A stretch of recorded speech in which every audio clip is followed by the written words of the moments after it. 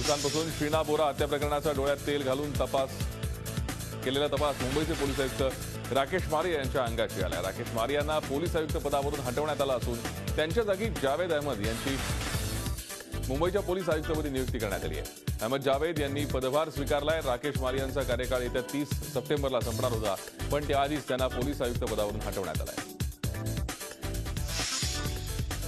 अहमद जावेद यांनी मुंबईच्या पोलीस आयुक्तपदाची सूत्र स्वीकारली आहेत। महिला आणि बाल सुरक्षेला प्राधान्य देणार असल्याचं त्यांनी स्पष्ट केलंय।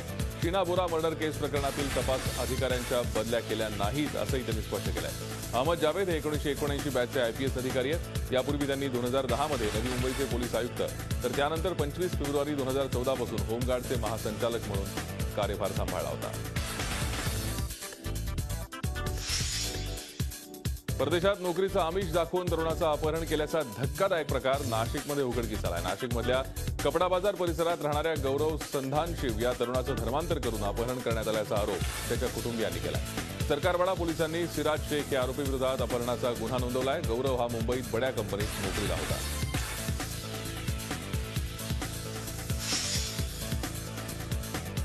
मुंबईत शाळकरी मुलींवर बलात्कार करून त्यांची निर्घृण हत्या करणाऱ्या सिरियल किलर जावेदला मुंबई सत्र न्यायालयात आज शिक्षा सुनावली जाणार आहे। गेल्या आठवड्यात जावेदला सत्र न्यायालयातील विशेष फास्ट ट्रॅक कोर्टानं खून, बलात्कार आणि अपहरणाच्या कलमांखाली दोषी ठरवलं होतं। 2010 साली कुर्ला नेहरू नगरमध्ये घडलेल्या या घटनांमुळे संपूर्ण मुंबई हादरली होती।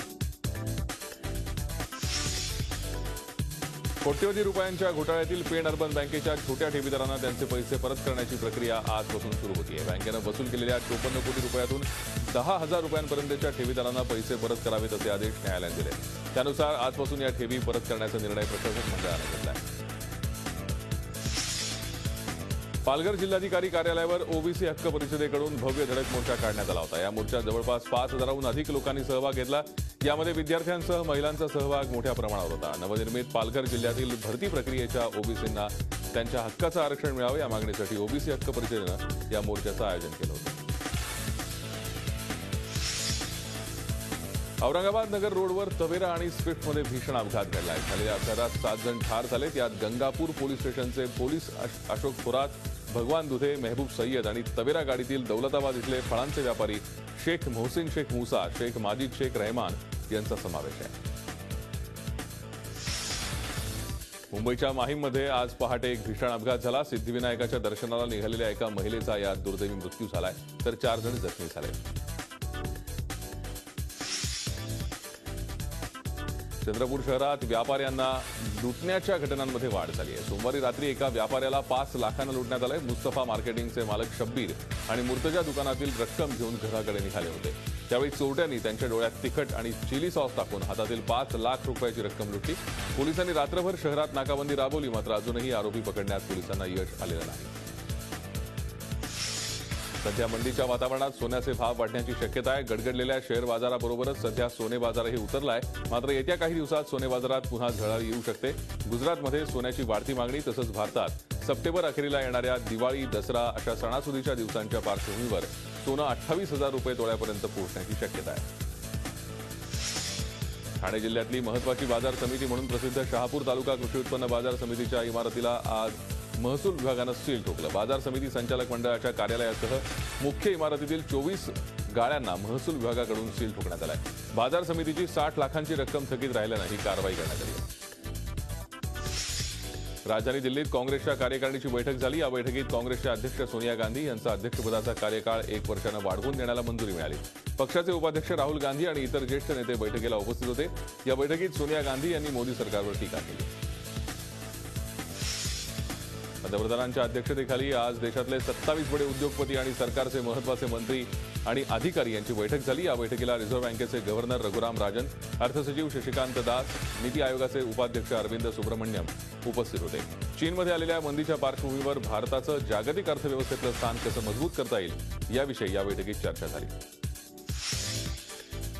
येत्या काही दिवसात बिहारमधल्या विधानसभा निवडणुकीच्या तयारीसंदर्भात केंद्रीय निवडणूक आयोगाची आज अत्यंत महत्त्वाची बैठक सुरू आहे। या बैठकीनंतर आज संध्याकाळीच बिहारच्या निवडणुकीच्या तारखा जाहीर होण्याची शक्यता आहे। बिहारमधल्या निवडणुका 5 टप्प्यात होतील अशी चर्चा आहे। त्यात नवरात्र आणि दिवाळी आल्यामुळे या निवडणुकांच्या टप्प्यांमध्ये वाढ होणार असल्याचं बोललं जात आहे। भोपाळच्या बांधवगड राष्ट्रीय उद्यानात वाघांना पकडण्यासाठी लावलेल्या पिंजऱ्यात अडकून 2 बिबट्यांचा मृत्यू झाला आहे। ही घटना जिथे घडली तिथून अवघ्या काही अंतरावरच वन विभागाचं कार्यालय आहे। या भागातील वन्यजीव प्रेमींनी घटनेचा तीव्र निषेध करत बांधवगडच्या वन्य अधिकाऱ्यांना हटवण्याची मागणी केली आहे। वन विभागाच्या दुर्लक्षामुळे घटनांमध्ये वाढ झाल्याची टीका वन्यप्रेमींनी केली। देशातील सर्वात जास्त बिबट्यांची संख्या असलेलं राज्य म्हणून मध्य प्रदेश ओळखलं जातं। मोदी सरकारमधील 2 मंत्री स्मृती इराणी आणि हरमीत कौर एका महाविद्यालयीन सांस्कृतिक कार्यक्रमात चांगल्याच रमल्या। पंजाबमधील मुक्तसरमधील दशमेश गर्ल्स कॉलेजला त्यांनी भेट दिली। त्यानंतर विद्यार्थिनींशी दिलखुलास संवाद साधत आपल्या महाविद्यालयीन दिवसांना उजाळा दिला। विशेष म्हणजे यावेळी विद्यार्थिनींबरोबर नृत्य करण्याचा मोह या केंद्रीय मंत्र्यांना आवरला नाही। ऑस्ट्रेलियाच्या मॅट हॉलने आपली पहिली रेड बुल रेस जिंकली आहे। या रेस दरम्यान मॅट हॉलनं अनेक रोमांचकारी साहसी स्टंट दाखवत 56.8 सेकंदांमध्ये ही स्पर्धा जिंकली। ऑस्ट्रेलियामधील स्पीलबर्ग इथे ही स्पर्धा झाली। युरोपमध्ये दूध उत्पादकांच्या विरोधाची धार आणखी वाढत चालली आहे। सध्या युरोपमध्ये दुधाचे भाव कमी होत चाललेत आणि कमी होत चाललेल्या दूध दराबाबत दूध उत्पादकांचा विरोध वाढतोय। युरोपियन युनियनच्या कार्यालयांमध्ये जाऊन दूध उत्पादकांनी आंदोलन सुरू केलंय। जर्मनीमध्ये शरणार्थींच्या कॅम्पमध्ये आग लागली। या आगीमध्ये 5 जण जळून खाक झाले। त्या कॅम्पमध्ये 80 लोक होते। मध्यरात्री 2च्या सुमारास आग लागली। आगीच्या कारणांचा पोलीस शोध घेत आहेत। भूमध्य सागरातील ग्रीसच्या एका बोटीनं शरणार्थींना वाचवलं। हे शरणार्थी ज्या बोटीनं जात होते ती नाव भूमध्य सागरात बुडू लागली। त्याचवेळी तिथून जात असलेल्या ग्रीसच्या या बोटीनं या बुडत्या नौकेला वाचवलं। या शरणार्थींमध्ये महिला आणि लहान मुलांचा मोठ्या प्रमाणात समावेश होता। कझाकिस्तानमध्ये हिंसा पसरवल्याप्रकरणी 14 जणांना अटक करण्यात आली आहे। हे सगळेजण उपसंरक्षण मंत्र्यांचे समर्थक असल्याचं बोललं जात आहे। कझाकिस्तानमध्ये धार्मिक तेढ वाढवून हिंसा पसरवण्याचा प्रयत्न ते करत होते। या घटनेदरम्यान गोळीबारात 9 पोलीस कर्मचाऱ्यांचा मृत्यू झाला आहे। यमनमध्ये सौदी अरबचे हवाई हल्ले अजूनही सुरूच आहेत। यमनच्या यारीम शहरात नुकत्याच झालेल्या हल्ल्यात 12 जणांचा मृत्यू झाला तर 25 जण जखमी झाले आणि मृत पावलेल्यांमध्ये लहान मुलं आणि महिलांचा मोठा सहभाग आहे। ब्राझीलच्या रिओ दी जानेरिओ शहरामध्ये बस अपघातात 15 जणांचा मृत्यू झाला। या दुर्घटनेमध्ये 60 जण जखमी झालेत। ही बस एका उंच डोंगरावरून कोसळली। बसमध्ये परदेशी पर्यटक होते। मलेशियाजवळ एक नाव बुडून 60 जणांचा मृत्यू झाला। या बोटीमधील 60 प्रवासी इंडोनेशियाचे होते। या सर्व प्रवाशांचे मृतदेह मिळालेत। हे 60 प्रवासी कामाच्या शोधासाठी मलेशियाला येत असताना हा अपघात झाला। ही बोट ओव्हरलोड झाल्यामुळे समुद्राच्या मध्यभागात असताना बुडाली।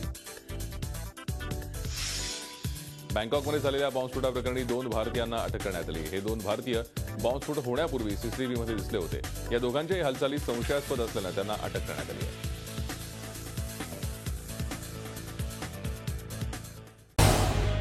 झी 24 तास रहा एक पाऊल पुढे।